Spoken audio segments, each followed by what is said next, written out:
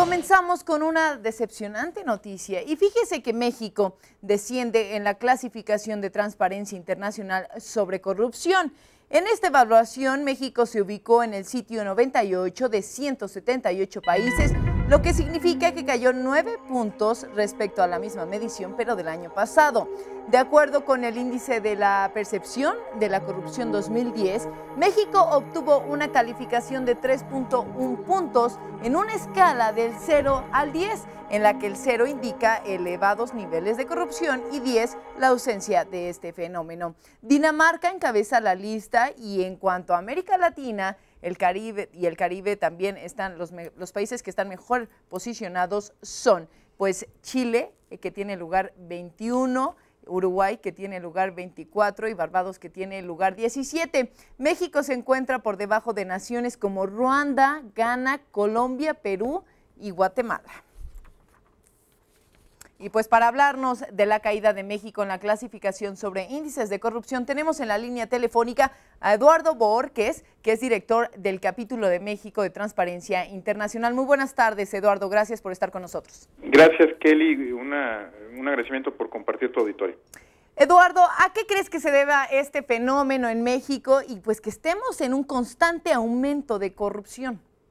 Bueno, la caída de 2 décimas respecto al año pasado y de 9 lugares, como señalabas hace un momento, tiene distintas explicaciones. Por un lado está pues la creciente presencia de noticias, de informes sobre pues funcionarios corruptos que protegían a narcotraficantes, policías que están al frente de bandas criminales, digamos los efectos de una lucha contra el crimen organizado que ha probado pues la capacidad de penetración del crimen organizado sobre nuestras instituciones, ¿no? No podemos soslayar este tema, está en la prensa internacional, forma parte de la opinión pública del mundo y los analistas de riesgo financiero y de riesgo país, pues toman estos elementos para ir apreciando a cada uno de los países incorporados en el índice de percepción de la corrupción.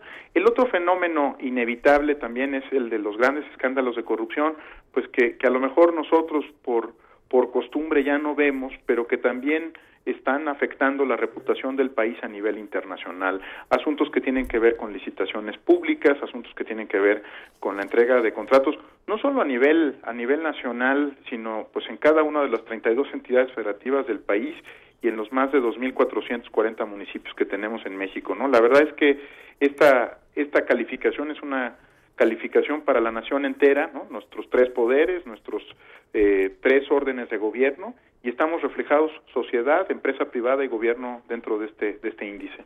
Entonces, Eduardo, no nada más tiene que ver con la inseguridad o que policías estén involucrados en el narco o en las filas del crimen organizado, sino también algo muy interesante que tú mencionas, pues es en las licitaciones en las que tiene que ver la iniciativa privada con el gobierno, y muchas veces nos preguntamos si la iniciativa tiene algo que ver en este tipo de clasificaciones. También me gustaría saber, Eduardo, ¿cómo es que se clasifica? ¿En qué se basan básicamente para hacer esta clasificación y particularmente en México, pues para que haya descendido 2 décimas? Bueno, el índice se construye para más de 178 países, como también decías hace un momento, a través de un conjunto de instrumentos de medición internacional que van desde, por ejemplo, el informe que presenta la unidad de inteligencia de la prestigiada revista británica The Economist, hasta el índice mundial de competitividad o los índices que produce el Foro Económico Mundial de Davos. Es un conjunto de instrumentos que se recuperan durante un periodo de 2 años para poder establecer esta calificación.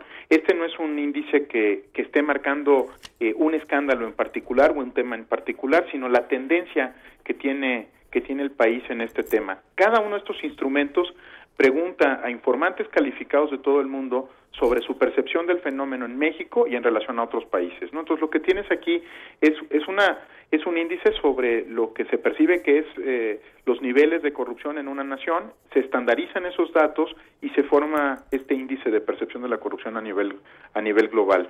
Son analistas, informantes, actores económicos que están en relación con México, que conocen bien a México, pero también que pueden hacer comparaciones con otros países.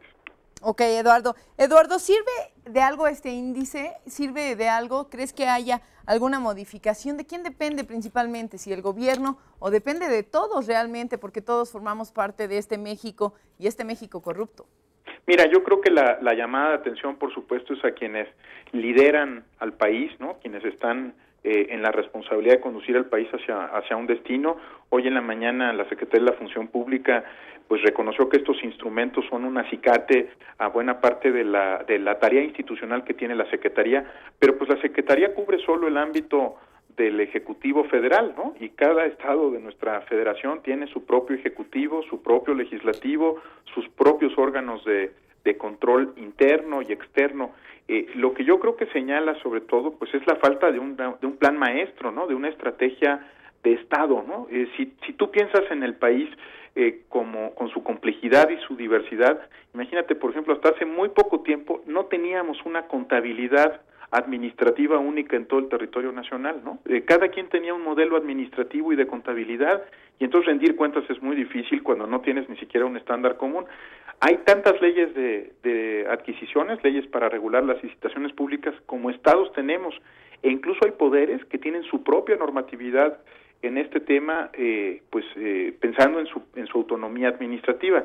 La verdad es que si tú fueras un inversionista que esté en México, tendrías que tener un ejército de colaboradores para ver cómo va a operar en el estado de Baja California y en el de Yucatán, ¿no? Tienes que tener distintas estrategias. Eso significa que hay márgenes de discrecionalidad, que no hay un plan maestro y que no hay una plataforma de Estado común para enfrentar el fenómeno, ¿no? Dependiendo de dónde te encuentres, vas a encontrar distintos entramados institucionales. Claro, Eduardo. Déjame hacerte una última pregunta, si me lo permites. Por favor, Kelly.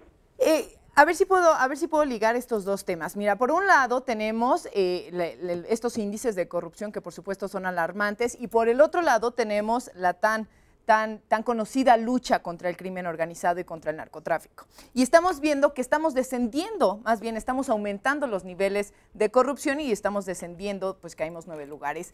¿Crees que esta lucha está yendo por buen camino? Bueno, pues se está tratando de hacer un mando único, se está tratando de limpiar las policías, tanto federales como estatales. ¿Crees que se esté yendo por buen camino para limpiar, para depurar las organizaciones del gobierno?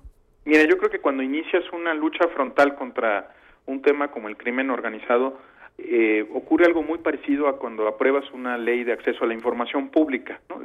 La primera sensación que tienes como país es que estás descubriendo la penetración del crimen organizado, dónde estaba operando, cuántos servidores públicos, policías estaban afectados por este tema. La verdad es que es muy parecido a lo que nos ha ocurrido con la Ley de Acceso a la Información Pública. Estamos apenas descubriendo la complejidad del fenómeno, el grado de daño que había tenido fenómenos como este en nuestras instituciones, así como hace algunos años descubrimos los salarios que se daban a algunos presidentes municipales y toda esta discusión que hemos tenido en la última década. Estamos en el proceso de entender pues cómo reconstituir nuestro tejido social, cómo construir una nueva institucionalidad, porque el daño sobre nuestras instituciones es grave y no es de años recientes, ¿no? Lo que estamos haciendo es descubrirlo y entender pues qué tan grave fue no tener un mando único, una policía federal depurada. Si ves el caso chileno, Kelly, no robo más tiempo que si tú ves el caso chileno, que es el país latinoamericano mejor calificado, incluso por encima de Estados Unidos, pues lo que ves es que tiene una policía sumamente profesional, una policía nacional sumamente profesional, que el Estado de Derecho se siente en todas partes, que hay una profesionalización de la justicia, pues que le han invertido, ¿no?, a tener mejores instituciones para enfrentar crimen organizado, pero también los delitos del fuero común y la ilegalidad que puede estar ocurriendo en muchas partes.